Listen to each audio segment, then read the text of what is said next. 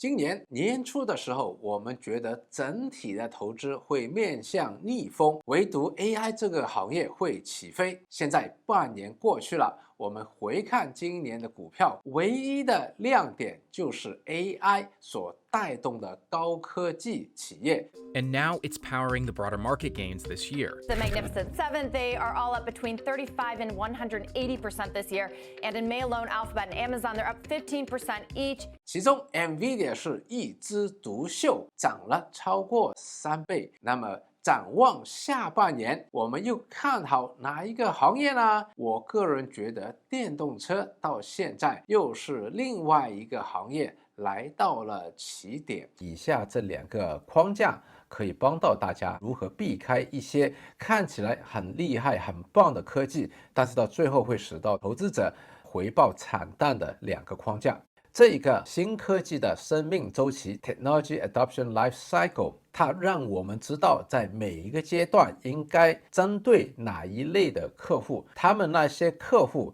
有什么需求，怎么去满足他们。而最重要的一点就是在这个中间有个叫 The Chasm 要跨越的鸿沟，很多的技术非常好，但是就是过不了这个鸿沟。今天我们邀请 Rich，他一直有研究和追踪这个电动车的行业，为我们来做一个分析。Rich， 交给你啦。现在电动车行业已经跨越了 Technology Adoption Life Cycle 里面的鸿沟，进入了 Early Majority， 代表这个行业现在已经比较成熟，也有越来越多的消费者接纳和购买这些技术，所以未来的销售还会继续增长。那今天我会用基本分析和技术分析这2个维度去看电动车这个行业，价值满满，大家记得留到最后咯。那我们来看一下整个行业的龙头 Tesla， 在2023年上半年的数据呢非常的亮丽。第2个季度的时候，它的全球实现生产超过了48万辆汽车，同比增长 85.5%， 交付量呢也是超过了 46.6万辆，同比增长了 83%。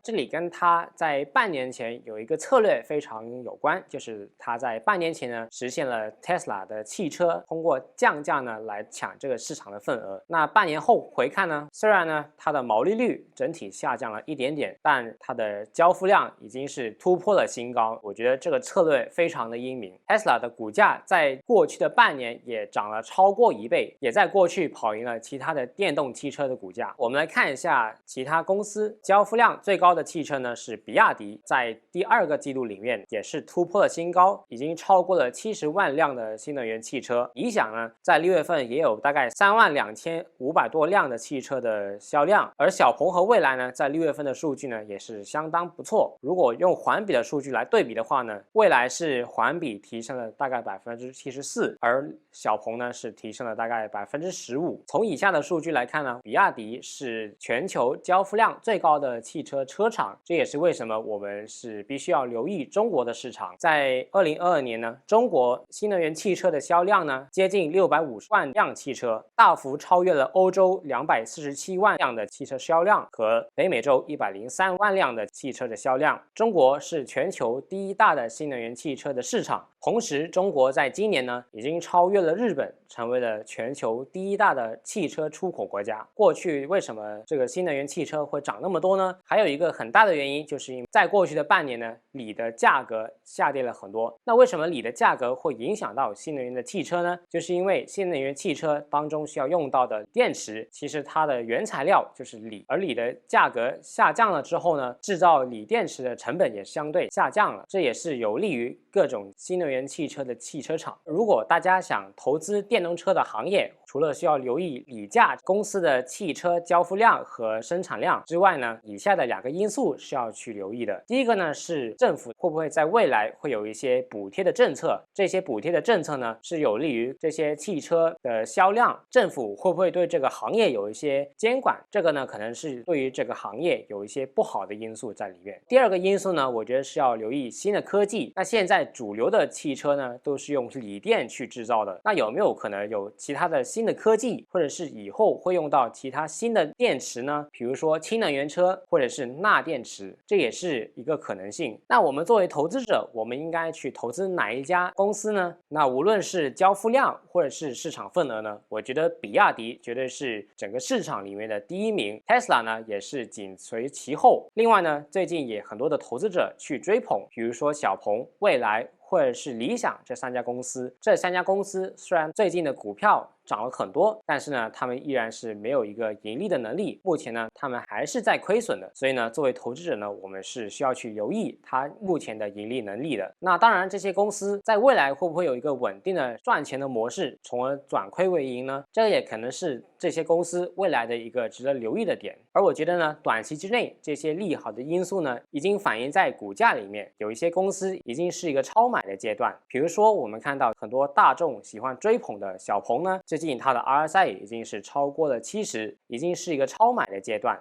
所以短期之内可能不是一个最好的时机进场，而长期来看呢，电动车这个市场呢是一个未来的趋势，我们可以留意一下一些技术分析的信号，从而呢，在一个比较合适的价位里面再去投资这些公司。这个行业已经进入了一个白热化的阶段，竞争呢只会比以往更激烈，并且呢，也有很多新的公司宣布呢加入了电动车这个市场，比如说小米啊、华为、苹果等等这些公司，对这个市场呢也虎视眈眈。如果你想投资电动车市场的话呢，也应该是要留意这几点。那除了投资电动车的公司之外呢，电动车这个板块里面也有很多的领域，比如说电动车当中需要用到的锂电池，或者是制造锂电池需要用到的锂，或者是呢一些自动驾驶的软件等等，这些板块里面也有可能有一些有潜力的公司值得我们去关注。那如果大家对于以下这几个板块哪一个比较有兴趣的话呢，可以在下面的留言区留言，让我们知道你们对哪一个板块最有兴趣。那看到现在的你，给自己一个赞，也给我们一个赞吧，记得把这条影片分享出去。那我们下一次再见。